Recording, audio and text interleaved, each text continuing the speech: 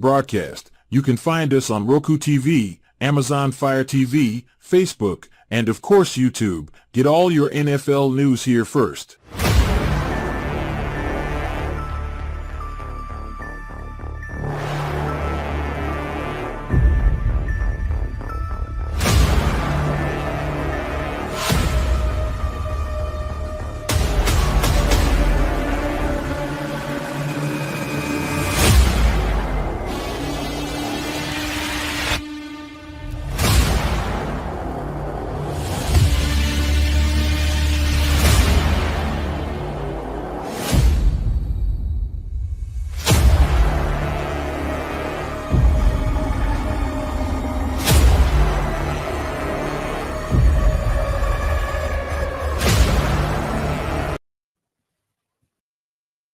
Perfection, expect nothing else.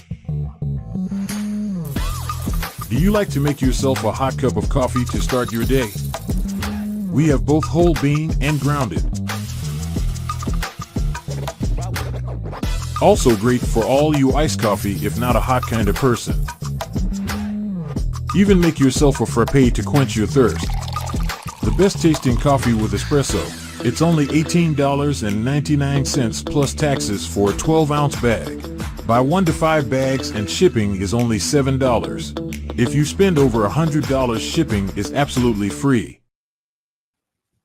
Hey, good morning and welcome to a Football Sunday. It is Halas Report, and of course I've got a man who has zero opinions about anything related to football.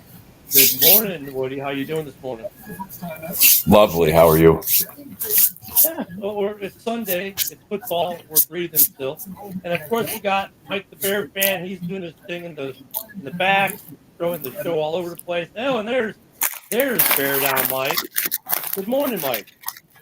Good morning. So we got us another war week. 6 of the last 8 were going to be war week. Last week, of course, ended on a blocked field goal and a 1-point loss to Green Bay Packers. Oh, that game still hurts. Today, though, we got the Minnesota Vikings coming to Soldier Field. This should be an interesting game, but let's talk about last week a little bit. What did you guys think of the new OC situation in Chicago? I was impressed. I was play calling was, I think it was set for that last drive, but got to pick up the running game a little bit. Just gave up too many big plays, but the OC I think did a pretty good job for his first game. Yep. He wasn't predictable like Waldron is. Well, I think that's and he used Roshan on short yardage needed. I think that's one of, we were backed up in our own end zone. He's using Roshan to get those extra yards. That was smart. I think that's one of his coming into this week. That's one of the advantages. No one knows his tendencies yet, right? It's hard to figure out tendencies off of one game. Minus maybe using Roshan on short yardage. Everything's still a little bit masked. What was great last week is everyone all the receivers caught the ball, right? Keenan had catches, DJ had catches, Rome had catches, Cole Kmet had catches. Both running backs ran the ball. Caleb ran the ball. I loved that we finally saw designed runs for Caleb. And that Caleb had the green light to just take off and go, which he did on that one right up the middle when they ran 4. They rushed 4 and the middle opened up. He said, 15 free yards. Nice. Good to see. It was a completely different offense. I mean, come on. We scored on the first drive last week. I mean, that's the first time this year. We got 13 points total in the first quarter. Yeah. The entire season. It's pretty sad. But this defense, But it's progression. This defense we're going to see today is better against the run than Green Bay. They get better pressure on the quarterback than Green Bay. Their secondary is weaker by a lot, but so that if we get the ball out, that bodes well. This is going to be an interesting game today. We'll see how interesting it is. Got to get that running game going.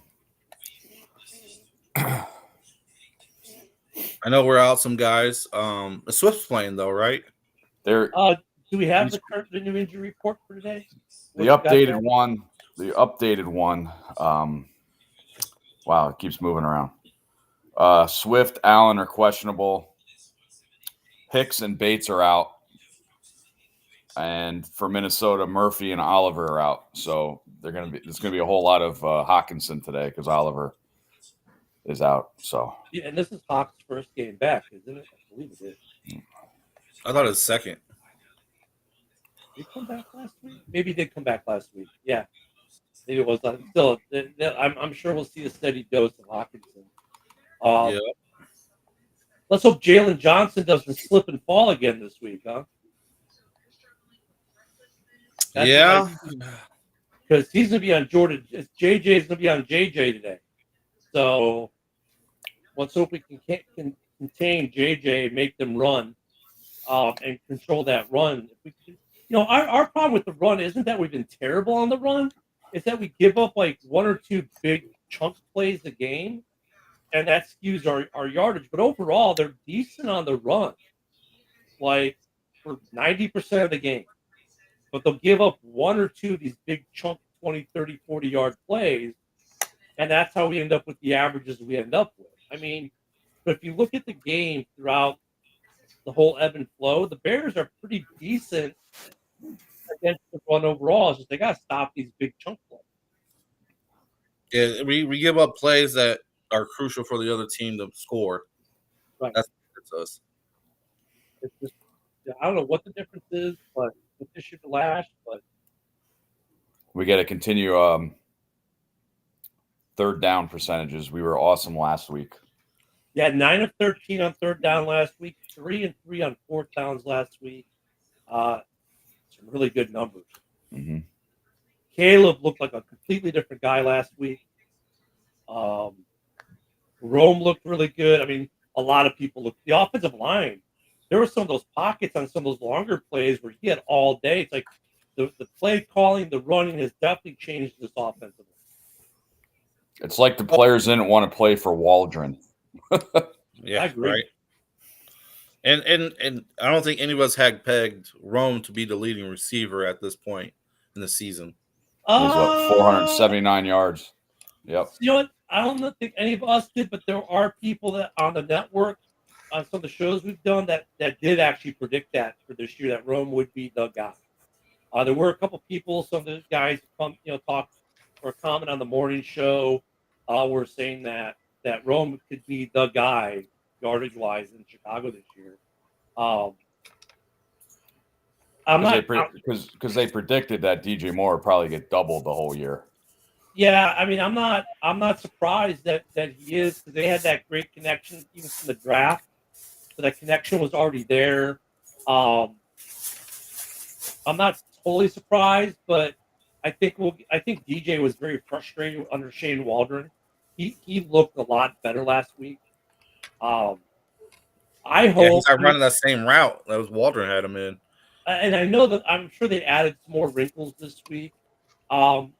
I just hope they stay within the skill set of the O line. That's the skill set that we need to play against right now a little bit, right? Because if they can't protect, it doesn't matter how good everyone else is. So we still need some O line help, but the O line, it just goes to show how play calling can change the fortunes of an O line. You know what I mean? I mean, the O line looked fantastic for the most part. Yeah, without Bates though, he has a concussion. Yeah, he's only played like 2 games this year. Yeah, not much. Pryor's taking a spot, right? Yeah, because Jenkins is back. Pryor's been going between right guard and left guard. If Jenkins out, he's been going to the left guard. Pryor also played left tackle in the Arizona game. So Pryor's becoming the new Swiss Army knife of this line. We need Jenkins to stay healthy. That's what they need. Pryor's played pretty decently well everywhere we've put him on the line. So Pryor starting at right guard today, I'm not upset about. But yeah, you're right. Tevin needs to be healthy. He needs to find a way to stay healthy for this whole game. Because if he goes down, and now we're in the backups, that's when the problems happen. Yep, Curran's coming in.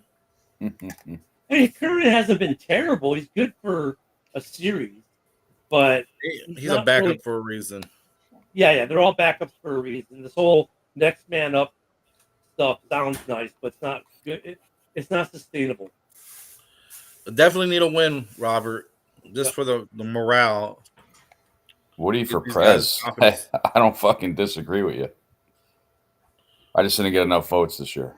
No, we all wrote his name in, and we're already beating the Woody administration. It's because I don't drink the coffee. That's what it is. I do. Yeah, Jody drinks it. So you're okay there. Yep. But we all knew if Woody would be president, actually, he'd be a puppet president, and Jody would be pulling the strings. So, Yep. Yepper. But with JJ, he's second in the league in receiving yards. So Jalen Johnson's got a stick on him. Hopefully he has his right spikes on today. Yeah. But we cannot rear away from Addison. Addison's another sneaky receiver for Minnesota. Tyreek is going to have a decent game on him too. I mean, look, they're going to target him a lot. Everyone, he's the most targeted guy in the NFL, but obviously because JJ's there. But you know what, though? That's another thing, though. If you look at Stevenson, the numbers say, oh, he's always targeted. Well, yeah, because JJ. But the numbers against Tyreek Stevenson are not that good. He is still a pretty damn good taunter. Pass defender. His pass defense numbers are actually pretty good. So it's not like when teams are going at him because obviously he's not as good as JJ, but it's kind of like he's the lesser of the two evils. You know what I mean? That's the only reason they're going because he's not a guarantee. They're fighting hard to try to get anything past him. You just think he's not as good as JJ. That's all. I think Kyler's better than Stevenson. I think Corden last week too, on his his game back, he tackled pretty well. He's got to get in that backfield too again. Maybe some cornerback blitzes. Yeah, I'm that. We definitely need some of that. And this is also where we're missing Brisker. We were definitely missing Brisker because the different looks he can give in the scheme. I think that's affected us a little bit, but I just hope he's okay because he's out 10 weeks with a concussion. My God. If he goes the whole 4 games, that's 9 weeks. Yeah. Well, week 5 was his last game. Yeah. So, was it week 5 or week 6? It was the Jacksonville game. Was it Jackson? No. He didn't. It was week 5. That's right. He didn't go to Carolina. He didn't go. He didn't go to London. That's right. He didn't go to London. Then we had the bye week, and then he missed. That's when he hit Tremble. The tight end. And then he didn't go to Arizona. He didn't play New England. He didn't play last week. He's not playing this week. Yeah. Well, hope we get the guy back. He's key. So, yeah. And you just remember, Aaron. The Minnesota has Aaron Jones. He was practicing full the last couple of days. And that's a guy right there. He's not 100%, right? Yeah, but it does. It's a division game. Yeah, you're going to be up for it. And we saw a lot of Aaron Jones when he was in Green Bay. And I mean, week 1 last year, he took that game over. Mm-hmm. He was the catalyst that created so much for Jordan Love and that Packers team. He took that game and said, "Okay, boys, follow me," and they did, and they won. So again, it's both of our lines. Defense has got to get on Sam Darnold. Everybody, all the teams are making him look like a fucking Pro Bowler. So we definitely need to get some pressure on Darnold and contain that run some. Don't let Aaron Jones get into a groove. Don't let him get those little easy dump off passes, which then, because if he gets those little dump off passes, that affects his run game in such a positive way. So we got to protect. So Sanborn needs to just be all over him. We just got to watch those big plays on defense because that's what fucked us last week. Christian Watson, those 2 throws. You take those 2 throws away, Yep. Green Bay loses. Yep. Well, the second big throw, though, man. I mean, I don't know if their feet got tangled because they both started. Yeah, to go their down. feet got tangled. But you gotta see. This is what I'm thinking now. Even if Jalen Johnson's would have stayed up, would have been toe to toe with Watson, or Watson still had a little bit of a Watson step on him. Watson still had a step on him. So Watson, I mean, look at Watson had to make the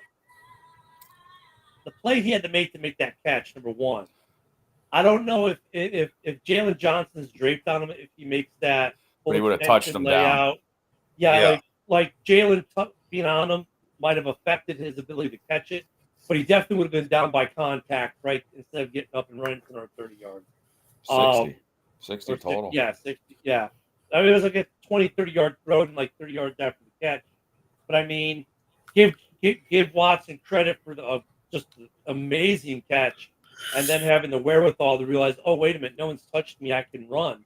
So that was great heads-up play by him on bad luck for Jalen Johnson. So, but yeah, without that play, I don't think Green Bay gets that last touchdown. No. But I mean, nope. Woulda, coulda, shoulda, right? But Bears red zone offense or defense is fucking amazing. Like that, I was surprised that Green Bay went for it on that 4th down, and that it was like a coverage sack. But then Jordan Love took off, and we creamed them at like the 2 or 3 yard line. Yeah. So as far as the game, Hugh, Mike, if you're on the subscription side or talk to Mike, we have something set up. So if you're not already on the subscription side, get with Mike, the Bear fan, and we'll get you squared away. See, and last week's game, and I just want to touch the last. So me and Ken, disagreed on that. I think even though there was a chance of turning the ball over or losing yards, I would have ran a play with a timeout left to get a little bit closer. And Santos, he looked, I don't know if it was low kick or he kicked it low or whatever. He kicked a line drive. Yeah. So it could have been, a double-edged sword there. Who knows? Yeah. Like I was saying, if he makes it, we don't say a word about it. Right. I get both arguments. Yeah. Because when I look at the argument of why he did it, okay, the first 2 drives of the play, he took sacks. That's what lost some time. And that was time and yardage, and you're in a comfortable yardage right now for Santos. But if you take a penalty, you take any kind of negative play, does that knock you out of his field goal range? And that's why on Wednesday I was saying I love Santos. Yeah, he's been super consistent, but we need to bring in one of these kids who can knock it in from 55, 58 yards. Well, and once you get to 49, 50, Santos becomes a little iffy. And that was a 46-yarder. That was 46. So he's fine. Right. But it's still like he can't, like, what his career high is, what, a 53, 54? 54. So even a 46 yards, is, yes, it's in his range, but but if you would have got, say if you had Roschon, ran 2 or 3 yards, that would have been what, a 43, 40 yard. 40 or 43, it's easier maybe, but Santos up until about 48 is pretty much automatic. It's once you get to 48, 49, that's when his misses start. Or another thing they could have did too is could have gave the ball to Caleb and just ran to the middle of the field. Right. Our RPO and just take off, because the edge was coming in. He could have went around him. But I was listening to Get Up the other day, and they were talking about Santos likes to hit from the right hash mark. And Poles was being told to do. I don't know if it's true or not. The hash mark had nothing to do with it, though. It was on target. It was how Cairo likes to kick it. That's what they were talking about. Cairo likes to kick from a certain hash mark, and they refuse to do it. I don't know if that's true or not. That's what I was hearing. Well, you're correct. You're correct, Mike, but at the same time, he didn't kick it low or nothing. The No. line just didn't hold nobody, and he got through Right. and blocked it. Yeah, I mean, yeah, and Bourne was here's sitting the on Nice his for you to ass. join us, Mike. It's nice I to was hear listening. from you. I was listening the whole time. and once again, though, with the way this offensive line and procedure penalties, just to move it to the right hash mark, you risk going back 5 yards on a false start or some procedure penalty. So Right. I mean, he's got to make it no matter what. The yeah, special teams. I but mean, Borum is sitting on his ass, and this is why whoever our on long snapper Wednesday. is going to get killed. But this is why on Wednesday I said I would not be surprised if at camp next year the Bears bring in some kid who can boot it from 58 yards. Because you'll go back to week 2, and that's a perfect example. We only lose in week 2 because the Texans have a guy who knocked in 3 field goals from 55 plus. Fair, Baron. Yeah, The fair. defense played well enough. The Bears could have beaten the Texans in week 2. But they're knocking in field goals from 53, 55, 56, whatever. We can't do that. We're 56 yards out. We're punting. Other teams are 56 yards out. They're kicking a field goal and getting 3 points. And I guarantee if we had like an Aubrey, Fairbairn, we probably would have just kneeled the ball down right then and there and tried for the field goal. But with Santos, I would at least either A, got a few more yards, or B, have Kayla Williams just get into the middle. Cairo, of you the need field. to hit the gym, man. You need to build up some leg strength. Well, because, think about anything under 40. Messi's training him off season, so that's what I heard. As long as Anything under 40 yards, he's 100% on. That's who cares? That's really good, but he's 76. Anything above that, Right? Not terrible, but he's good. He's He's won us games in the past. Well, so look it up to about 47 yards, he's automatic. At 48, that's when the misses start happening. And the problem is in this league, teams are kicking it from 55, 56 yards out and getting points, and we're not.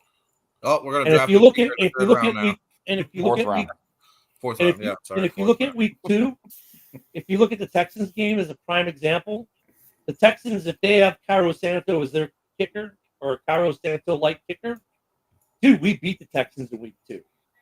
And it's his strength of his leg because that's a dome stadium. It's leg strength. It's all about leg strength. So Cairo, you need to hit the gym, and you need to build up that leg strength coming into next season because we need you to be kicking 55, not 46. Here, let me call Rinaldi quick. Hold on a second. I'll be right back.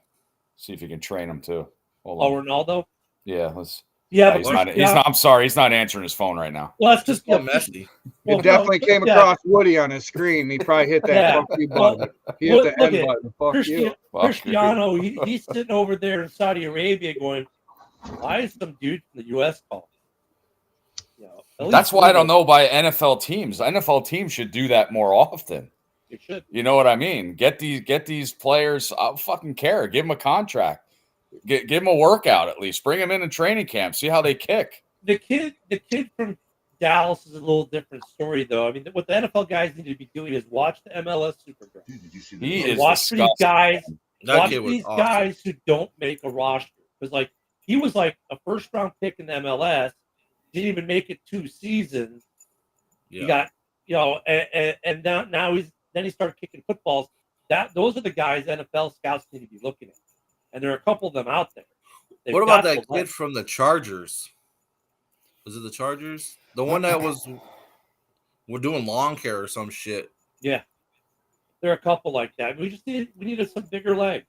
I mean, I love Cairo. He just needs a bigger leg. Because he has a bigger leg. I don't know if that changes last week's outcome.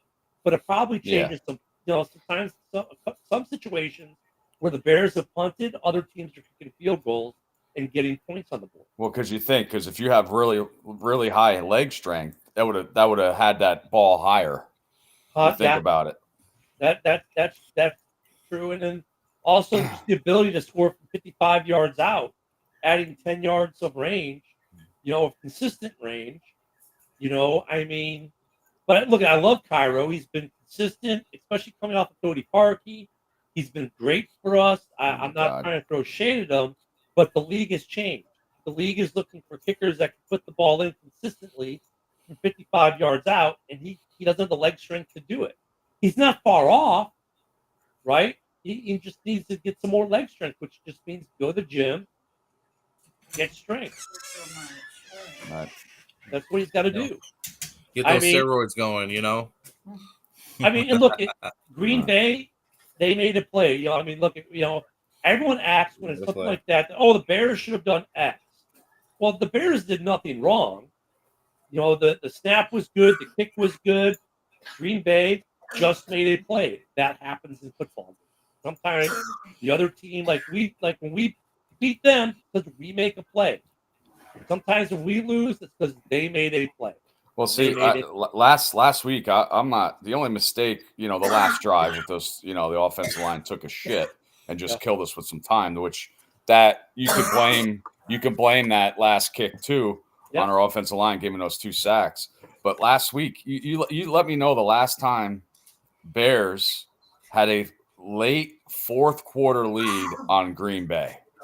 I can't remember in the last 5 years. So yeah, absolutely. So when Trubisky was playing, unbelievable. No, even those Trubisky games were done by the third quarter for the most part. And we never forget about the 20-0 halftime lead, and then Aaron Rodgers got a shot at PhD in his knee, and they came back and won. Fuck you, Randall Cobb. Look, the Packers are always an opportunistic team. They had some opportunities last week, and they took advantage. The only thing that I didn't like is when they had their offsides. They whistled the play dead, and Caleb didn't get his shot at a free play. No one got touched. No offensive lineman touched anyone. No one really moved on the Bears side, and Caleb didn't get the shot at a free play. I'm trying to think. Right. There was no penalty, and I'm not trying to say, oh my God. I mean, the Bears sent it to the NFL. What's the NFL going to do? Yep, our bad. Sorry, we'll fix it for the future.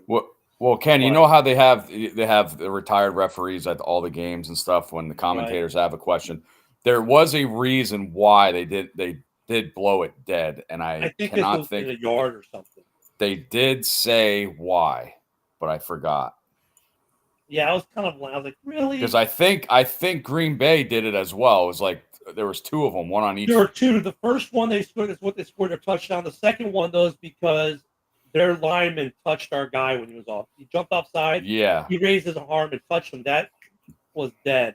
The Bears one was blown dead, I guess, because it was within a yard of something. It was a proximity. Because I remember when Matt LaFleur was fuck this, fuck that on the sidelines. You can read his. That was nice seeing him getting pissed off. You don't see him getting pissed off. He was phenomenal coach. That DeAndre Swift run. He's like, what the fuck? He's a phenomenal coach, LaFleur. For the Bears, that was for the Packers one, Rob. For the Bears one, though, none of the Bears linemen touched anyone, but it was a proximity thing. I think it was because when he jumped off, he did back up. He was still there. So it was whatever reason they blew it dead. It wasn't a touch thing for that one. I don't need it was a proximity or something like that. But I was like, okay. And then on the field goal attempt, like there was no flag. The Bears, sent it to the NFL and said, hey, look, this was wrong. I mean, it's not like they're going to overturn the game. The Bears know this, but so the league can see it and instruct referees, hey, you guys aren't watching this well enough. And that's how corrections are made from game to game. Only when we do it, though. Remember last year? It was remember when Detroit they lost to Dallas, which they should have won. The lineman reported, and the coach complained about it, and those referees couldn't referee in the playoffs at all. Yeah, and that's the other thing. This goes to how the refs are graded for the playoff Super Bowl system. So, I mean, look at last week. Great game. I mean, hopefully as we look forward now, about 30 minutes to kick off, we look forward to the Minnesota game. Mm-hmm. Look at Tom Brady said it best last week, man. You negate the defensive pass rush by getting the ball out early. So, Minnesota's got a better pass rush than Green Bay. If Caleb, they start out, I mean, they do more exotic blitzing than any team, I think, in the league. Rob Haskell's this week was talking about Caleb's never seen anything like us. I don't know if I agree with that. He said that the last 3 fucking years. Nah, he always said that. But I mean, I think there's a little bit of truth to that about that because Caleb has not seen the way they call defense. But look, if he's getting the ball out early, I don't care how they're calling it. Keep that same game plan as last week. Or relatively close. Yeah, you got to change it a little. Establish the run. You got to definitely establish the run. Quick passes. Use your check downs. Your tight ends. We got to pick on. We got to pick on their cornerbacks. I think we got your deep shots when you can. I think we got one massive question answered last week, though, and people don't realize it. And that's how fast Caleb processes. And once again, we'll turn to that run play he had when they sent 4 and he ran up the middle. You guys remember that play? Yeah. We gassed the middle for like 15.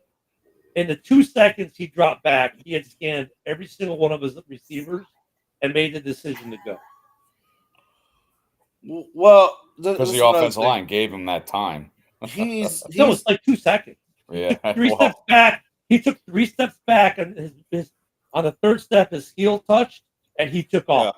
And those 3 steps back were he looked at DJ, he looked at Keenan, he looked at Rome, he looked at Cole. Said, "Okay, I've got no receivers. I got a hole. I'm gone." He did all of that in about 2 seconds. He's got to call the right coverage for his linemen. He did an audible for a play action, and that defensive end just came free running at him. Yeah, that sack. Remember, he changed the rollout. They were talking about that. He's going to learn. Well, that was not on him. Yeah, that offensive lineman, they actually doubled the defensive tackle and then left the was it Rashawn Gary? Was that? Yeah, no, it was 57 actually. Though, Mike, you're incorrect. He did not audible. That came through the headset. That came through the headset. The headset doesn't cut off for 15 seconds or whatever, 10 or 15 seconds of the play clock. They were saying in the game as they relooked at that play with the game clock, that call came from upstairs. I don't think he's audible in anything right now. It's when it looks like he's audible, that play call is coming from upstairs. Remember the rule changed. The headset now stays on longer. It stays on for like 10 or 15 seconds up in the play clock. So a lot of times we're seeing an audible. Look at the play clock. There's like 20 seconds, 16 seconds left. That means that call is coming in from the OC. I don't think I don't think they have greenlit him to make his own audibles yet. And I'd be highly surprised if they're going to let a rookie quarterback do audibles. I think they do. I think they let him do what he wants. You got to let him play his game. How else are you going to learn? Right? You learn by doing it yourself, not somebody telling you what to do. I don't think they're letting him make those calls yet, though. You got to follow the team scheme, though. Yeah. That's what I'm saying. I don't think they're letting him. It's not college. He's not. I don't think he's calling the audibles yet. I don't think they're letting him do that yet. Next year, maybe. But I don't think I really don't think he's calling it. Those are coming in from above. And then you're right, they missed an assignment, and Gary comes in untouched. But I don't think Caleb is making those calls. But Caleb is reading defenses fast. He's making quick decisions, and night and day from Fields in that regard. Night and day. And I still like how he looks downfield when he has to move out of the pocket and scramble. He's still looking for that pass option. He's got to get that deep ball accuracy down. He's still missing guys. I mean, last week was Roma with the edge of tip of the fingers. I mean, but the ball wasn't in a bad spot. It was just barely out of his. I mean, dude, you're talking a matter of an inch. That's hard on a 30-yard pass. I mean, I think a lot of the struggles we saw early was him hearing the pitter-patter feet chasing him down. And so his clock sped up. That's something that over time is going to improve as this clock gets better adjusted. Hey, good morning, Carrie. No, I think we'll get to the predictions, but I don't think many people here are picking Minnesota. Good morning, Cam. Cam says that he's from the Valley of the Sun this morning. They need to get the ball out quick, use the tight end, and run the ball. Mike, the Bear fan. Okay, I got your prediction up, Mike, for when we do that. Oh, you think they're going to score that much? Well, we'll do predict. I mean, I don't want to do predictions too early. Mike's throwing his prediction up now. He's got to go set up the game feed. So, all right, Mike, go to the roof, bud. Go to the roof. But now we got it. Now that we know what Mike is doing, we'll tell you guys in a minute. Hey, good morning, Yoli. How you doing? I can tell you right now, that would be the first and last time I ever have a Cairo Santos for the field goal. Woody, it's all yours now. Yeah, Woody. I mean, he Yeah, fucking Woody, ruined it. What's up, Yoli? You fucking ruined it, Mike. I mean, it's like I don't want to bring this up. You're young yet, you can't use that. This is for the OGs. But what's the weather up there? Anybody know the weather in Chicago right now? I think it's like something like it's 40s. Okay. It's 46 degrees right now and cloudy. There is no rain for the entire length of the game. It's just going to be cloudy. The temperature will get to a high of 51 at 3 p.m. So the game will be over. Heat wave. Yeah. Yeah. By the way, down here it's only a paltry 68 degrees. It's a little cold. You keep that down there. Down here in Florida. Yeah, I can't use my pool, and when I opened up the hot tub yesterday, steam came off. I was like, whoa. Steam came off of you or the water? No, the hot tub, the water. Okay. Well, the hot tub's at 104 degrees, and it was only Jesus 5 Christ. degrees last night. It's like piss water, man. Jesus. Well, hot tubs are supposed to be hot, but it was 65 degrees here yesterday, so there was steam. So, Keaton may be out this game. Who? Did you say Allen was hurt? No, Allen's not hurt. Let me see if he gets the final report. I said that earlier.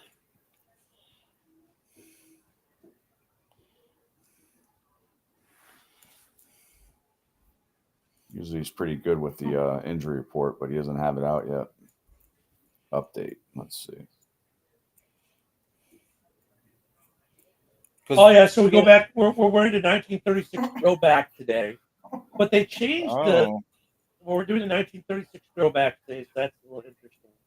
The starting O-line today, left tackle will be Braxton Jones, left guard, Tevin Jenkins. Keenan Shelton is at center.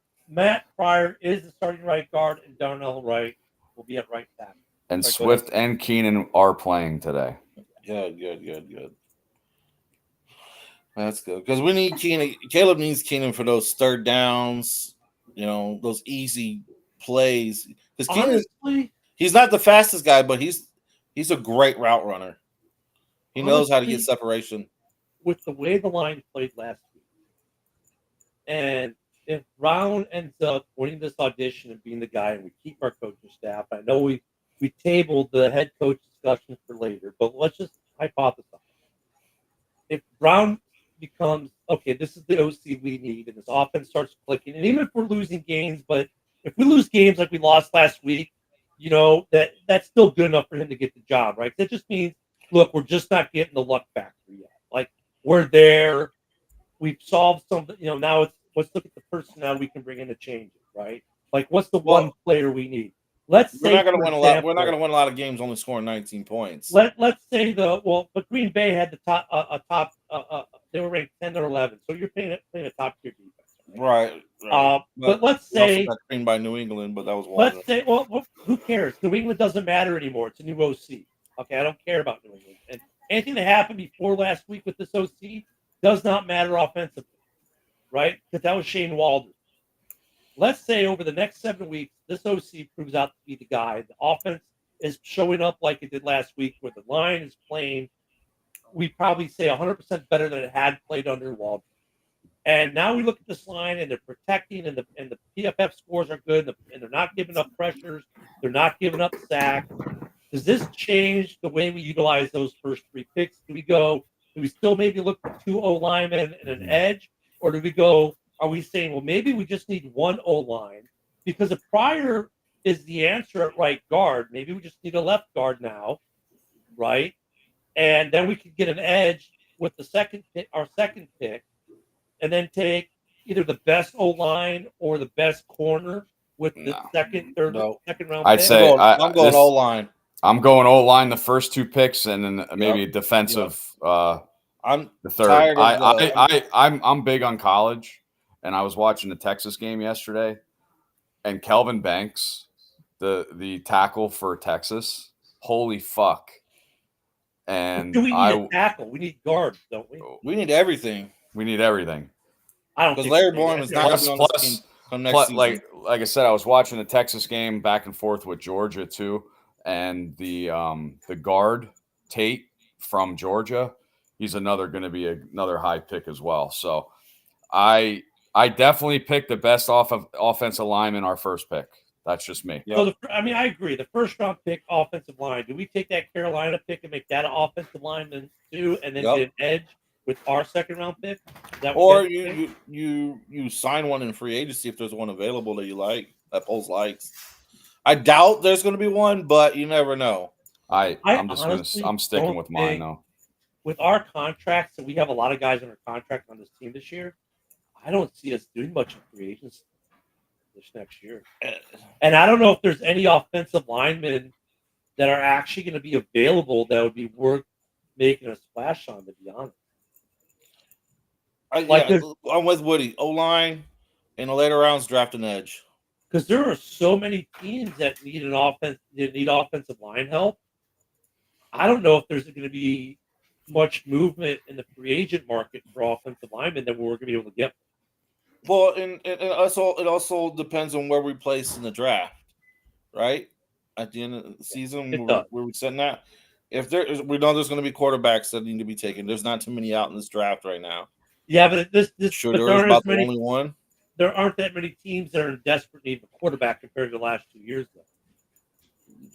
I mean, Jacksonville. Do you think they're going to move on from Trevor? I know they owe him a lot of money, but he's not winning them games. No, they're going to move on. New York, Giants just released Daniel Jones. Giants, Dak may be gone. Giants and Jets are going to need a quarterback. Vegas, maybe. If Jones doesn't go there. Carolina again? No, I don't think they're going to go for a quarterback. You don't think they'll go after another quarterback? I think they will. I think no, because really after the top two quarterbacks there isn't much, and unless they're the first or second pick, I don't see it. I don't see it for them this year. Aaron Rodgers is going to be a free agent. Danny Dimes is a free agent. Either Fields or Russ will be a free agent. I think they signed Russ on an extension. I don't think they signed both. So I don't know if the quarterback situation is going to be like it was in the draft. But a lot of people need line help. And I think for us, another edge rusher, we needed a high-end edge rusher. And look, if there's a high-end edge rusher with the Carolina pick, I think I would take an edge rusher with my second pick and then go back to the O-line for our original second pick. Well, what do you think if Austin Booker picks it up? I think he is going to pick it up, but we still need more depth. We need more I think Austin Booker's played pretty good so far this season. And he's coming along, but I don't know if I can get now you could probably convince me to get a defensive tackle to help stop the run. You could probably convince me on that one. I mean, a defensive tackle or an edge or any put it this way, I think the first three picks are going to go between the O-line and D-line. It's all going to be the trenches. Yeah. Right. I think all trenches. And I think like if you take your O-line with your first pick, that's the most glaring obvious thing, and you're going to get that blue chip player. Right, but then look, you're going to get 3 blue chips. But I think with the Carolina pick, you're going to take, if you've got a blue chip O-line, a blue chip D-line, which one's the most impactful to me right now? And they're going to take the better of those 2 players, and then the next one's going to be O-line regardless. I think that's you're going to get 2 O-linemen and a D lineman out of the first 3 picks.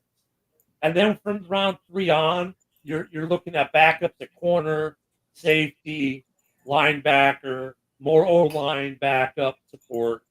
Because look at Zach Tom, who's a starter now for Green Bay, was a 5th round pick. So that's those guys that take 2 or 3 years to mature to become an everyday that guy.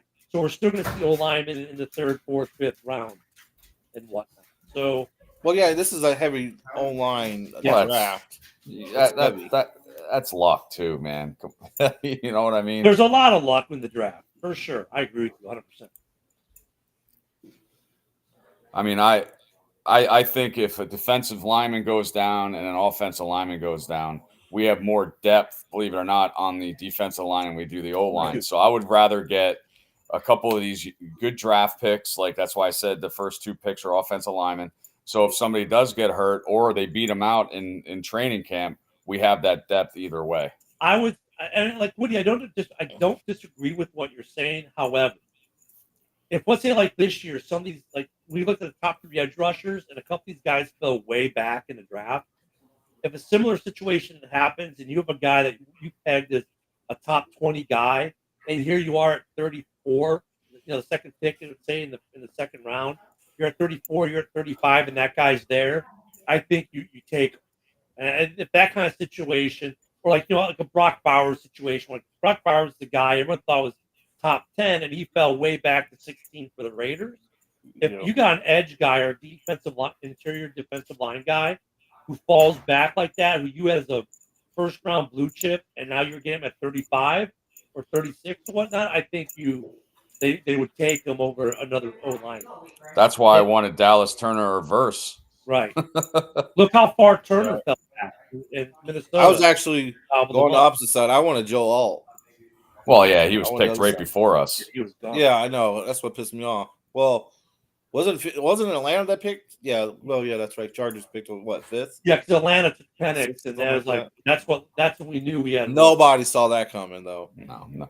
That was the most surprise pick. Was going to get drafted. Yeah, that was the most surprise pick of that first 10 picks was Penix. But as far as free agents, if we spend money, I mean, we're not spending money on skill position guys. So if I'm spending money, I'm going after a big center. That's what I'm saying. Unless there's some big line, trench guy out there, that's the only place we spend money. Now, look, we are going to free up $18 million of cap space with Keenan Allen, for example. We are going to free up cap space. We'll get a compensatory pick for him. We're getting some cap space for the bum that we cut from Nate Davis. I think they might spend. I think Keenan Allen's I'm not ruling Keenan Allen coming back next year out. I'm not ruling that out. Who knows what's going to transpire from tracks? Like he may say, you know what? Let me do 3 years at an average of $12 million, and I would take that. If he's willing to take that, I think we'd be willing to spend it. Right, and that just solidifies that position even further, and it makes it obvious we just need trenches, and that's all we're caring about. Because we don't, Gordon, Brisker, they're going to need extensions. Sanborn might need an extension. I don't remember. Yeah, he'll be cheap though. They'll be relatively cheap, but I mean, that's where the money's going to go. So as long as we don't give an Eddie Jackson contract out, Jesus. I don't see the Bears spending a lot of money in free agency, and obviously we don't have the big four that Poles has right now with what their targets are. But I don't think there are that many targets out there. So if he's going to spend some money, it's going to be extensions and re-sign. And then it's going to be draft heavy, I think. I don't think there's that much out there because teams are so needy anyway. Now, when it comes, we'll see also how the Bears performed this week. So we're at that point. We're about 12 minutes out. Let's start doing some predictions. I'll give Mike because he had to give it early. Producer Mike has the prediction 23-21 Bears. That's his prediction.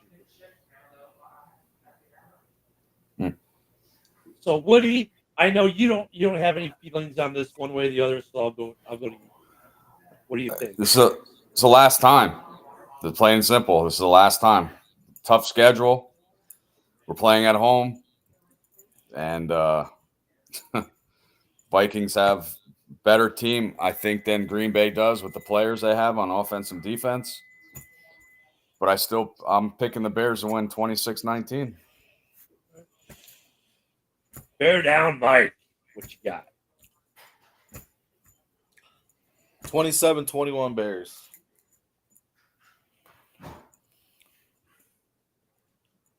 Throwing touchdowns or rushing touchdowns today? It was a 7-14. Got 4 rushing touchdowns, right? No, 3. Rushing touchdowns. No, that was rushing touchdowns. Yeah, so 4. Oh, how many rushing? 2. One for Roshan, one for DeAndre. And who's going to get is there going to be I think Matt's going to get a touchdown. Okay. And Caleb Williams is the first Bears quarterback since 2005. Hold on. He's the first quarterback since 2005 with 0 touching zero pass touchdowns in the last in a 4-game stretch. Interesting. So hopefully that gets broken today. Sorry, go ahead, Mike.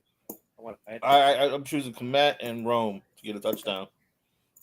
Look at I agree with Woody that this is a better Vikings team than Green Bay. Statistically speaking, Green Bay's defense is not as good, but they're like one's 11, one's 12. It's not a big change.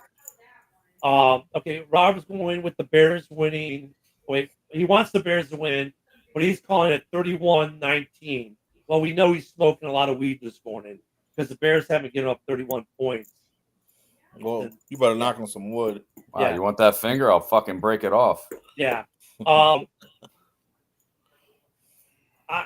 at you negate the pass rush by getting the ball out early. Their secondary is ranked like 24th in the league right now. We can beat them passing. Our defense somehow, even though our defense played better than Green Bay last week statistically, dropped back to like 17th or something like that. No, it's 14th. So whatever, it's still top tier defense. Our problem is we're not getting the pressure on the quarterback and our run defense. So we're both played into our weaknesses. Both teams are. I trust Caleb more than I trust the Ghost Hunter. So, and Caleb has not thrown a pick since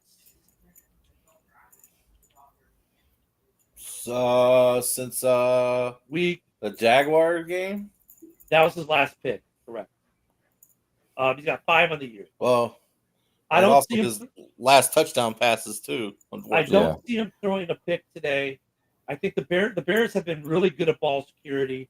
I think we're going to get some turnovers from Minnesota, and that's going to be the bigger difference. And also, look at what I love about this offense now. I don't have to score every drive, but I can change the field position. This offense now allows me to, at minimum, change field position on you. I have the Bears winning this one in a close one. We're getting the +3 because of the home on the line. That tells you a lot of things, too. If Vegas is going with the +3 for the home team, they're thinking it's a close game. I'm going to go 24-17 Bears. But when they say +3, Ken, that means Minnesota's favorite. They're picking Minnesota. No, it's the Bears. The Bears getting the 3 points. I don't do the. I know. Oh, you don't do that. Anytime it's in the negative, if it's minus, that means that team is favored. Yeah, if the Bears the Bears are 3 points favored. Yeah, because every home keep it close. Every home team should be getting at least negative, plus negative 3. So that's what the Bears. So right now Vegas has the Bears getting a 3. That's how close they think it is, and I agree with them. I think it's going to be a very close game, and the Bears will pull that out. But look, we have the toughest schedule in the NFL. That's the other thing. We have the toughest schedule in the NFL. And as long as the Bears if all these are 1-score games and the Bears are in them, this is where we need to be as we progress and we can identify those final pieces to make that push next year. I don't know if we're ahead of schedule, if we're on schedule. I think it's great that we figured out Shane Waldron and made the move when we did versus wait until the end of the season like we did last year. I wish they would have fired the OC last year mid-season, but we waited long. So that's good on Flus for learning. Well, season to season. They waited because we got hot towards the end. Yeah, but I mean, everyone kind of knew when he didn't pull the trigger. So I'm happy that Flus pulled the trigger, learned from his mistakes. I think everyone's learning from their mistakes on this Bears team, and we're starting to trend better in the right direction. We're not we're not a bad team. We're in game. We're playing some of the best teams in the NFL. We're not the Jets. We're not the Jets. We're not Carolina. We're not New York. We're not. We're losing to really good football team. Minus doing. And we're also in the hardest division. Yeah. So that's how we see it. Now, guys, don't forget, of course, don't forget tomorrow morning at 10 a.m. Central, we'll have Ken and Ken in the morning, and we'll be going over the week football. Well, program note for us. Cam's got it 17-10 Bears. Thank you for your prediction, Cam. Guys, put your predictions in there. If you're on X, you can leave us your prediction in the comments as well. You can comment onto the show, and we'll be able to see it. Wednesday's show for Halas Hall will also be a Warwick show because we're on the short week and we've got the Lions on Thanksgiving. That game is an 11 a.m. Central start, so it's before we all have Thanksgiving dinner. So that's a nice one. We'll be able to watch that game, then go eat dinner during the Cowgirls. So Wednesday's show we'll talk about this game a little bit today, and then the Lions game Thursday because we got the short week. Then we get the mini bye, and we go on a 3-game road trip. So that will be interesting as we watch the progression of this team. So looking for a great game today, guys. I'm excited. We hope. Yeah. So, but Santos, yeah, I hope he gains some legs.